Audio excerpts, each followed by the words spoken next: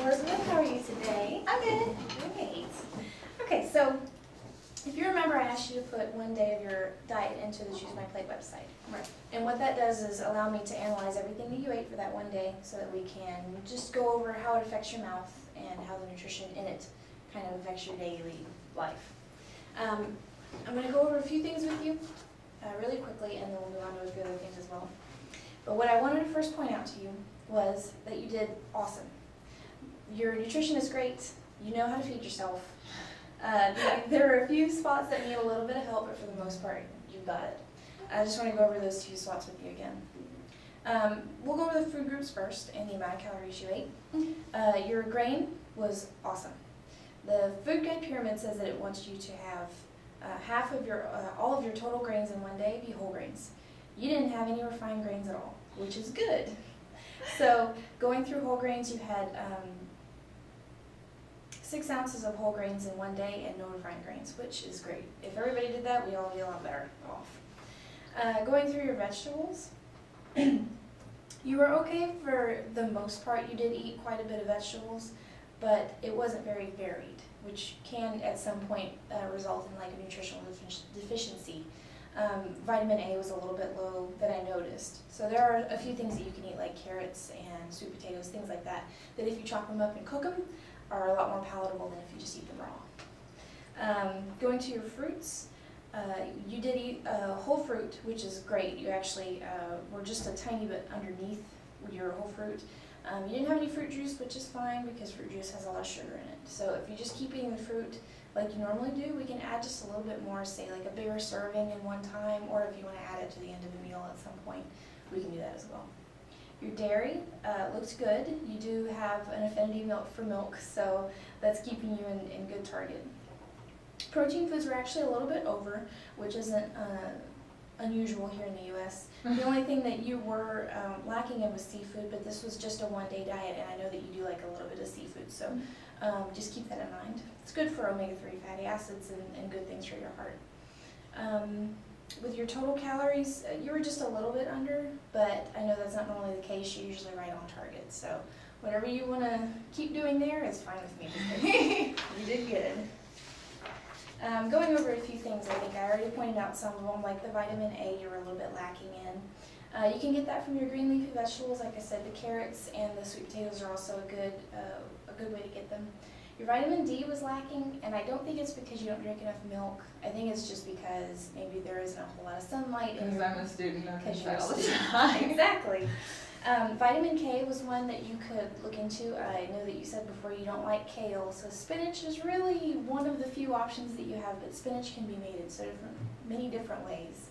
So just keep that in mind. It can be very delicious if you wanted to. Your B12, you don't eat a whole lot of meat. You are self-described almost vegetarian. So we want to keep it that way. So we can put more egg yolks into your diet, which is a good source of B12. You can also get it from your fortified cereals. There's a lot of cereals out there that add B12 in because there's some people that don't like meat or can't afford it. I know that you take your egg yolk out of your omelet, one of the egg yolks. So if you add one back in maybe once a week, you're good. Don't have to worry about that. Your folate was a little bit low, as was your potassium and your iron.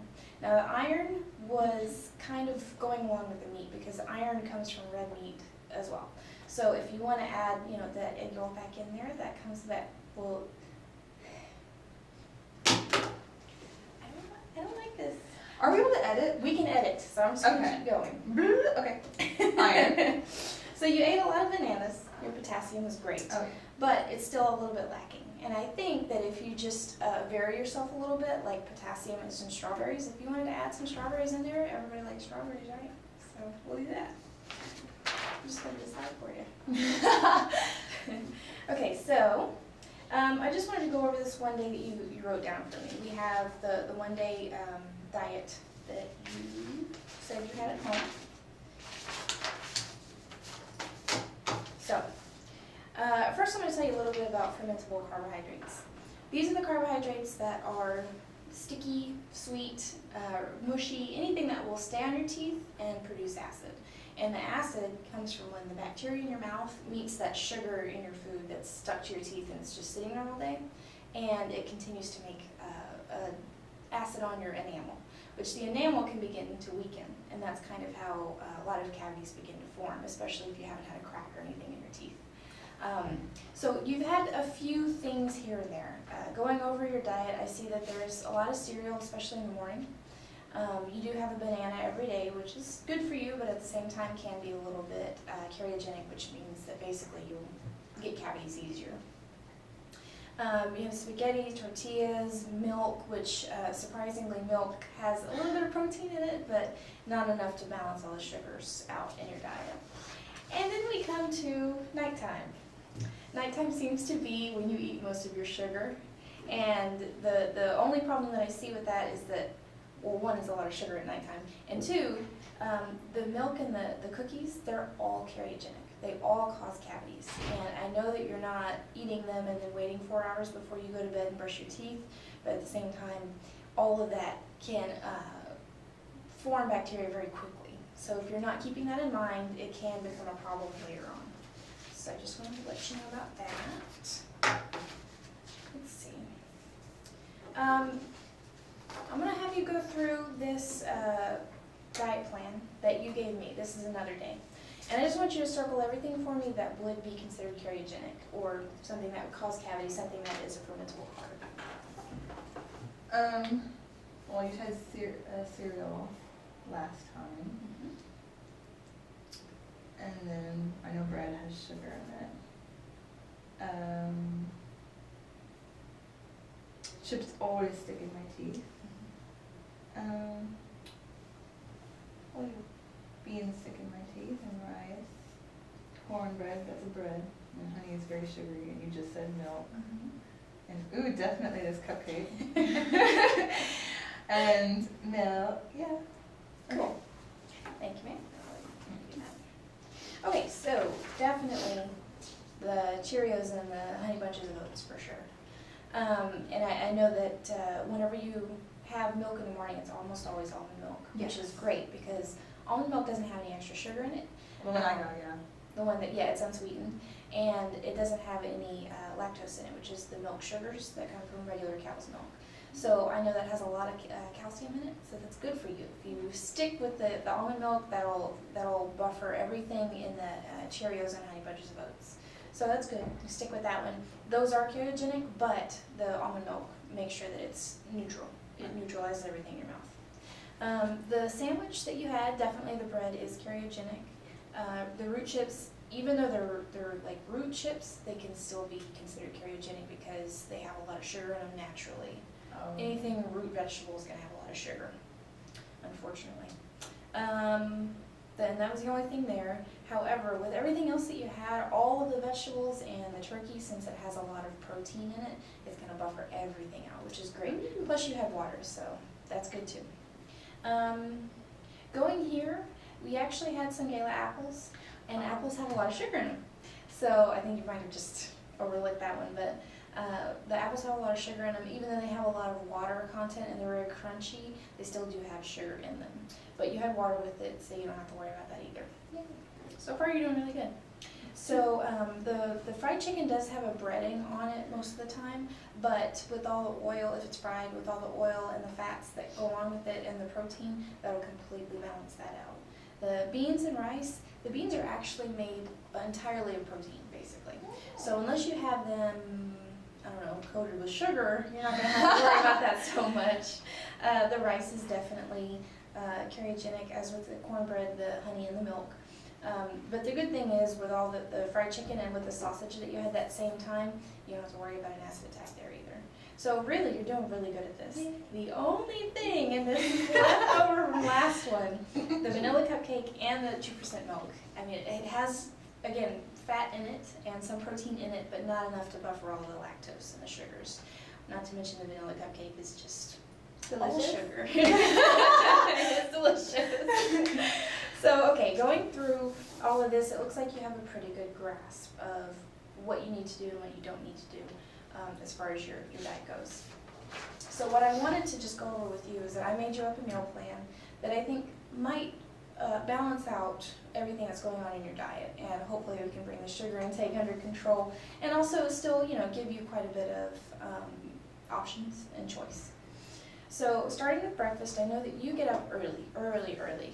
So we started you off at 5:30, and whenever you get up really early and you only have cereal and milk, sometimes that can leave you really hungry during the day.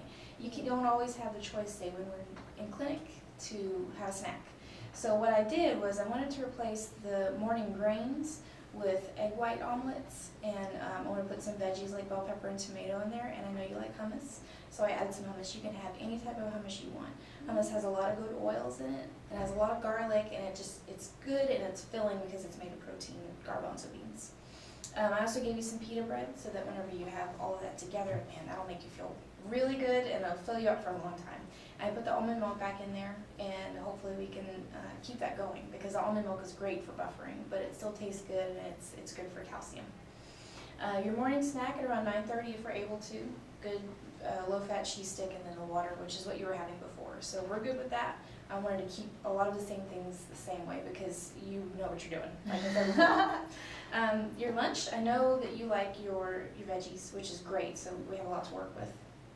I wanted to put a whole wheat toast and then some of the marinated mozzarella cheese, which you can get in like a little package at the grocery store, and most of it's really fresh, so that's even better for you. They don't add any hormones or antibiotics into the cows.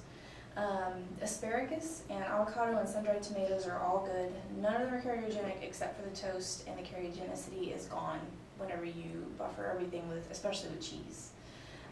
We had iced tea in there, but you don't like iced tea, so I'm going to give you some water since I know you like to drink water and you do all day anyway, and that's really good for you to keep yourself really hydrated. After your afternoon snack at 3, I wanted to give you a large orange, and I wanted to stress large because that'll give you more vitamin C, which you're a tiny bit lacking in, and also to kind of give you some variety between your diet since you were always having a banana. I figured you'd switch it up and do an orange. For dinner, I know you like pasta, so we wanted to start with whole wheat pasta with tomato sauce, and then we can add some zucchini and a little bit of baked chicken. I don't want to add any red meat, but I did want to add some protein. So add the baked chicken, and the garlic is just for flavors, so they keep you eating more of it instead of getting bored. Again, water. And then your evening snack, and this is where we might have problems, but I wanted to add it in. 9 o'clock at night, I gave you one package of cocoa almonds, which is just regular dry roasted almonds. They don't have any salt or fat added to them, and you can, they have a little bit of like a cocoa dusting on them. And it doesn't have any sugar, it just tastes like cocoa, and it's very, very good. And then I gave you your milk. Honestly, if you wanted to switch that out with almond milk and you could put the milk in the morning, that would be fine with me too. Either way is fine. You have everything that you need here in this diet for one day. And it's actually, whenever you stop and think about it and try to go on Choose My Plate, it's really easy to plan a day. As long as you just use a little ingenuity and plan ahead. So if you would please, ma'am, tell me in your own words, what you learned today. I definitely need to watch out for all the sugar that I make because apparently the bacteria in my mouth is creating acid from the sugar, so that's kind of scary. I need to watch out for that. I need to definitely increase my iron intake because I don't really eat that much meat, so I can definitely add more spinach and iron-containing foods. I think beans contain iron, and I like beans. Yes. So, and beans have protein. So. Yes, there you go. Buffer out all that acid. See, I think I will follow that meal plan. It sounds yummy. Wonderful. I'm so happy to hear that. Okay, and I think we're going to add this back in at the beginning. Can you describe a typical day in your life for me? Yeah, I get up really, really early, about 5. And I'm driving constantly because I live in Katy.